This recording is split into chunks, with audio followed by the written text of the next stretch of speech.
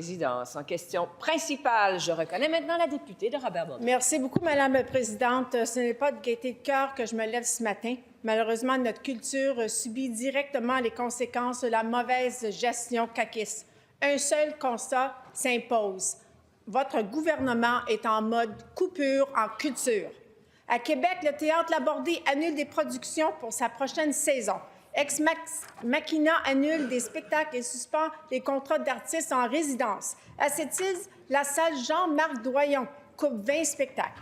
Au Festival de Tadoussac, c'est 30 spectacles de moins et le Festival de la chanson de Granby va couper sa programmation de 20 moins de culture en région, c'est ça le bilan caquiste. Jusqu'à maintenant, le ministre refuse d'entendre le Front commun pour les arts, qui représente plus de 50 000 artistes. Il attend que le ministre des Finances agisse à sa place. Madame la Présidente, quand le ministre de la Culture va-t-il prendre ses responsabilités? Et je vous rappelle que vous adressez toujours à la présidente.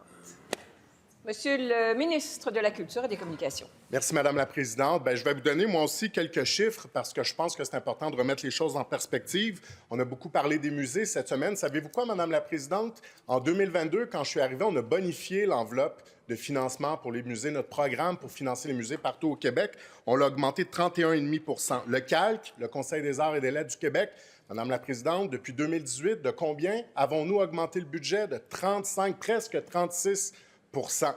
Je pourrais vous parler de la production télé, de la production cinéma. Dans le dernier budget, on a fait un geste important qui représente à peu près, selon nos estimations, avec la bonification du crédit d'impôt, quelque chose comme 32 millions de dollars de plus par année dans l'écosystème. Des investissements, Madame la Présidente, on en fait. Donc, soyons prudents quand on dit, par exemple, qu'on méprise la culture, qu'on n'en fait pas assez et puis qu'on est assis sur nos mains. On prouve avec ces chiffres-là que non seulement on y croit, mais qu'on investit, donc que les bottines suivent les babines.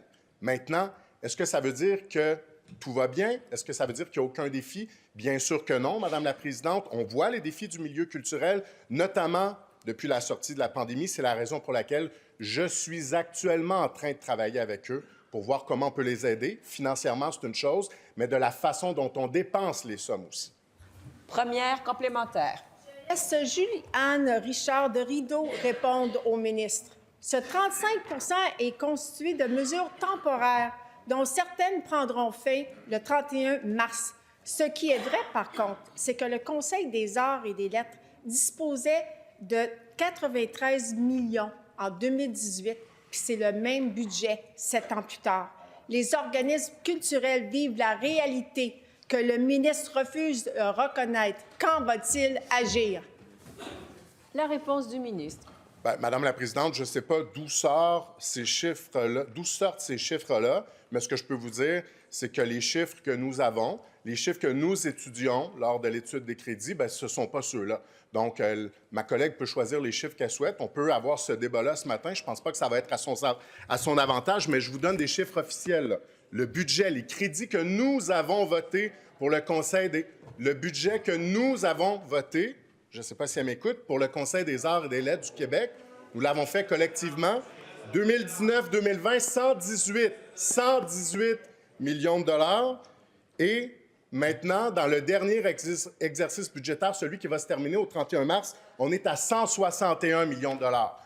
Deuxième complémentaire. Madame la Présidente, il a mentionné lui-même le 35 %. Là, j'arrive au musée. Alors qu'on ignore combien coûtera vraiment le Musée national de l'histoire du Québec, le Musée de la civilisation il va couper 17 postes. Le Musée de Rimouski a dû fermer ses portes au public pour une durée indéterminée. Désespéré, le gouvernement caquiste a même coupé une initiative libérale appréciée dans toutes les régions du Québec, le programme de gratuité dans les musées tous les premiers dimanches du mois. Réponse du ministre.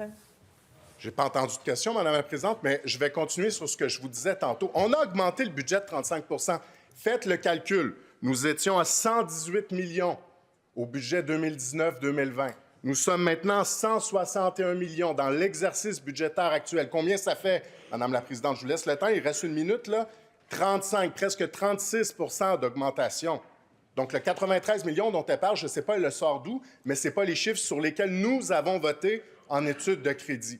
Maintenant, pour les musées, Madame la Présidente, on a bonifié le budget. La dernière entente qui va se terminer cette année, elle a été bonifiée de 31,5 %. Est-ce que ça veut dire qu'on ne fait rien? Les chiffres sont têtus, on est là, on est au rendez-vous et on va continuer de travailler pour en faire plus.